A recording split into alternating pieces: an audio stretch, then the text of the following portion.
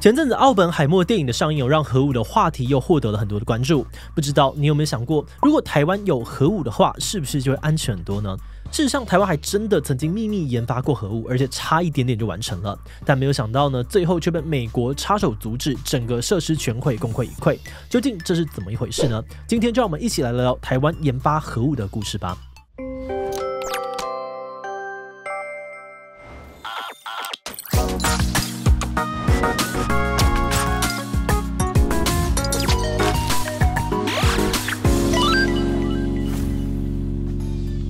Hello， 大家好，我是志奇。在奥本海默的电影里面呢，有很多让人印象深刻的片段。除了核爆试验，另外一个就是冷战时期美苏两国的核武竞赛。事实上呢，在东亚这一端呢，也上演过类似的情节。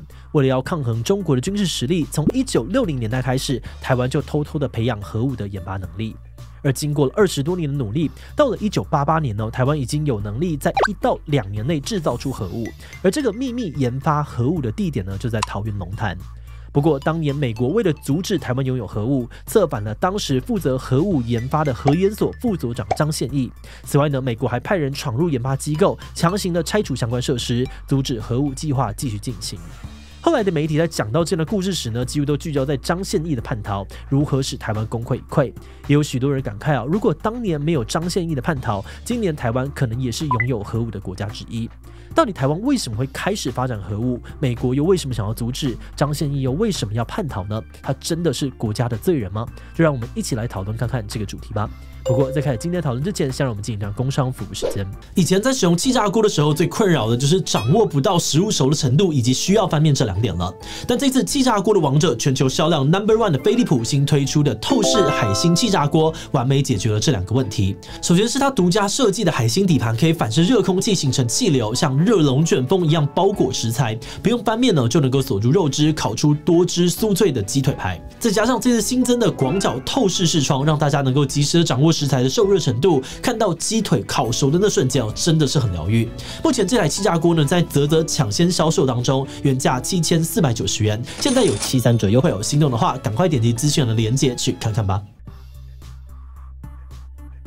台湾会开始研发核武，最主要的原因就是因为1964年中国试爆成功，成为了全世界第5个拥有核武的国家。事实上，中国一开始并不是独自研发的哦。从1957年开始，中国就受到老大哥苏联帮助，开始研发核武的计划。不过后来中苏交恶，因此呢，在1959年的6月，苏联中断了协助。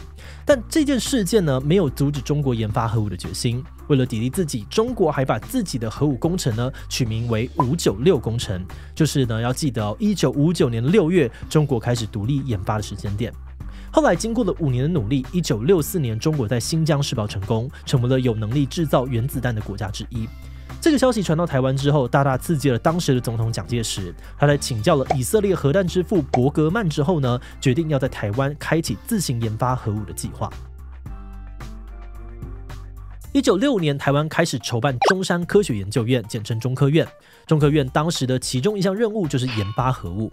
1969年，中科院正式成立，一直到现在哦，中科院都是在研发国防科技的重要机构。除了成立中科院之外呢，政府也低调的展开核武的研究计划，包含了新竹计划还有桃园计划。这些研究计划至今都没有解密哦，所以这些计划到底是哪时候开始的，各方的说法不太一样。根据张宪义的说法呢，一开始政府是启动新竹计划，想要购买核子反应炉，希望在短时间内赶上中国。但新竹计划后来并不顺利，就在1972年改为桃园计划。目标也不再是赶进度，而是预计用10到15年来培养核武的制作能力。而之所以命名为桃园计划，这是因为中科院的这个科研所就位在桃园龙潭。根据当时研究人员的说法，当时台湾的目标呢，其实并不是制造出台湾的第1枚核武，而是培养能够制造出核武的能力，透过有能力但不制造来避免潜在的国际压力。当时台湾研发原子弹是非常机密的任务哦，就算是政府高层也未必知道。负责研发的人员呢，由于只能够知道自己手上的工作，许多人呢也不清楚整个大专案到底在研发什么。除此之外，政府还以核能掩饰核武的方式来偷偷进行，也就是表面上面是在做核能技术的研究，但实际上却是在偷偷的研发核武。不过这些研发计划所需要用到的各种核能原料设备没有办法完全国产，很多都得从国外进口，许多相关的人才呢也都得去国外留学，再把技术带回来。但这些动作也都引起了美国的注意。根据留学美国的核能专家所说，当时他们出国读书也都会受到美国国安单位的特别关照。所以实际上面呢，在美国的严密情报网之下，其实他们大概也可以猜得到，台湾这边应该正在秘密的研发核武。所以某种程度上面呢，可以说一开始美国其实是睁一只眼闭一只眼的状态，只要不要太夸张，就不会出手管你。1964年，中国刚研发出原子弹的时候呢，美国还把中国当成假想敌之一。美国一开始的想法是，既然中国已经拥有了核武，那如果台湾也拥有核武，那或许可以达成区域平衡。不过，随着美中关系变好，美国的态度也开始转变。1971年，美国和中国透过乒乓外交破冰。随着美国、中国开始来往中国不再是美国的假想敌，美国就越来越不希望台湾研发核武，因为多一个国家有核武，对于美国来说就是多一个不稳定的因素。1976年，美国中情局明确地发现台湾正在研发核武，因此美国政府要求终止核计划。根据报道呢，美国当时和蒋经国政府达成协议，同意终止核计划，但事实上政府仍旧继续了偷偷研发，一直到了1988年，故事迎来了转折点。1988年的台湾已经到了有能力在1到2年内制造核武的状态。根据张献义的说法这个时候的参谋总长郝柏村要求呢研发团队继续努力，目标呢是要达成有能力在3到6个月内可以制造出核武。不过就在1988年的1月，美国策反的张献义，他当时是中科院科研所的副所长，也是研发核武的重要成员。在美国中情局的安排之下，张献义离开台湾去了美国。有了张献义的证词美方立刻向中华民国政府施压。当年的1月15日，就在总统蒋经国过世后的2天，美国派人突袭了龙潭的核能研究所，拆除了相关的设施跟燃料棒，还弄来了水泥车灌浆。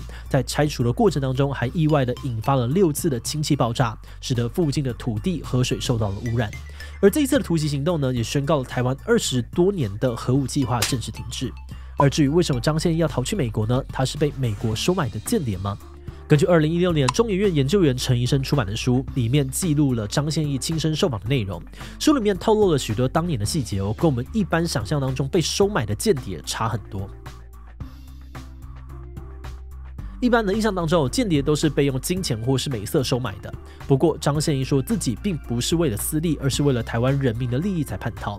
当时呢，他担心核武会落入野心政治人物的手里，才决定要向美国透露这个资讯。而且他表示，美国政府只有提供他在美国安顿下来的费用，包含了房子找工作时的安家费而已，并没有大家想象的重金诱惑。此外呢，张献义说自己的任务并不是负责第一手去偷情报，而是帮助 CIA 确认其他消息来源的情报。也就是说呢，其实 CIA 早就已经透过其他的消息来源知道核武的计划。而且在他离开的时候，并没有带走任何的设计图或机密资料，当然也没有部分的媒体说的偷走台湾核武的设计的这件事情。他说，更重要的是那些东西美国根本看不上眼。从张献义的叙述里面呢，让我们很好奇的是，看起来美国应该是一直都监控着台湾的核武发展，但为什么早就知道了，却要等到1988年才出手阻止呢？综合张献义本人的叙述以及相关媒体的报道，美国之所以选在1988年出手，我们发现大致上面有2种说法。第一呢，是台湾研发能力的进步，当时的台湾已经有能力在1到2年内制造出核武，下一个目标呢，则是3到6个月就可以制造。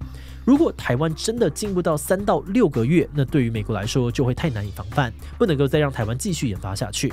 换句话说，台湾发展核武的进度已经踩到了美国自己设定的红线。而第二种说法呢，则是担心蒋经国过世后的政治动荡。